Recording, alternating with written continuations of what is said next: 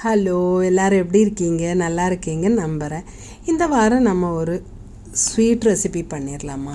Carrot வச்சு carrot halwa சூப்பராக இருக்குங்க.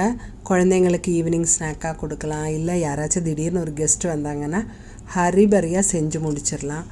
அதுக்காக என்னென்ன தேவைப்படும்னு பார்க்கலாம். அதுக்காக நான் ஒரு 1/4 கிலோ கேரட் எடுத்திருக்கேன். இந்த கேரட் இல்லை, சாதா கேரட்டாக இருந்தாலும் ப்ராப்ளம் இல்லை, நல்லா தான் இருக்கும். ஆனால் இது இன்னும் கொஞ்சம் இனிப்பும் கலர்ஃபுல்லாகவும் இருக்கும், அவ்வளோதான். நல்லா துருவி எடுத்துக்கலாம். கொஞ்சம் பெருசாகவே பார்த்து துருவிக்கோங்க. பாருங்கள், இந்த மாதிரி இருக்கணும்.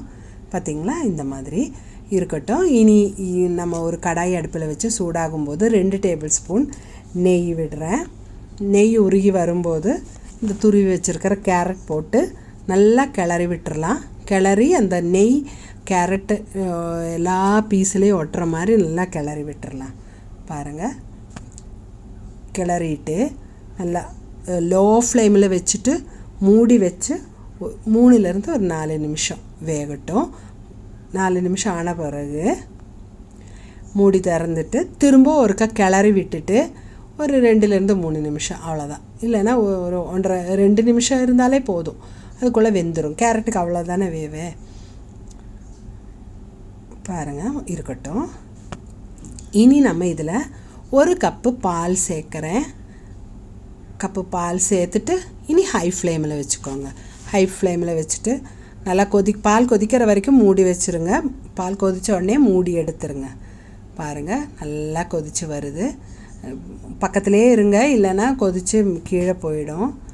பாருங்கள், நல்லா கொதித்து வருது. நல்லா கிளறி விட்டுட்டே இருங்க. பக்கத்தில் இருந்து கிளறிட்டே இருங்க. ஹை ஃப்ளேம்லேயே இருக்கட்டும். இனி நல்லா ஓரளவுக்கு வற்றி வரும்போது நம்ம ஒரு 2 டேபிள் ஸ்பூன் சர்க்கரை சேர்க்குறேன். 2 டேபிள் ஸ்பூன் சர்க்கரை சேர்த்த உடனே இது நல்லா ஒரு இளக்கம் கொடுக்கும்.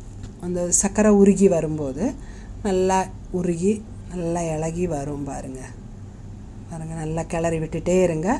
ஹை ஃப்ளேம்லேயே இருக்கட்டும். அப்போ தான் சீக்கிரம் அந்த தண்ணியெல்லாம் வற்றி வரும்.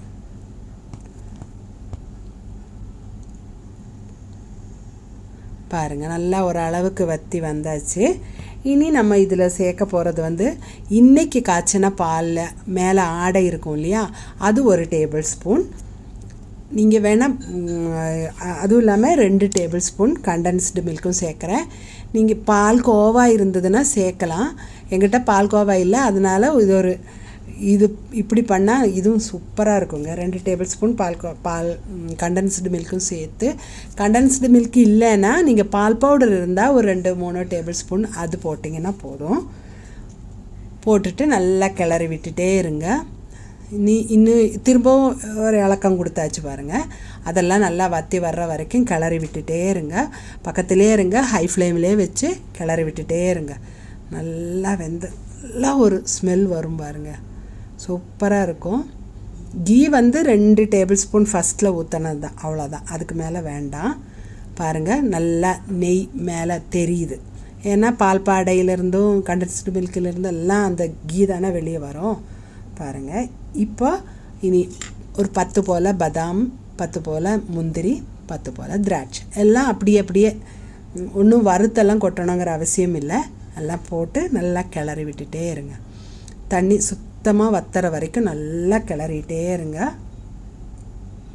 பாருங்கள், ரொம்ப சுலபமாக முடிஞ்சிருச்சு. சர்விங் பவுலுக்கு மாற்றிடலாம். அவ்வளோதான், ஈஸியாக செஞ்சு முடிச்சிடலாங்க. கண்டிப்பாக எல்லோரும் இதே மாதிரி செஞ்சு சாப்பிட்டு பார்த்து எப்படி இருந்ததுன்னு கமெண்ட் பாக்ஸில் கமெண்ட் பண்ணுங்கள். அடுத்த வாரம் இன்னொரு புது வீடியோவோட சந்திக்கும் வரைக்கும் வணக்கம்.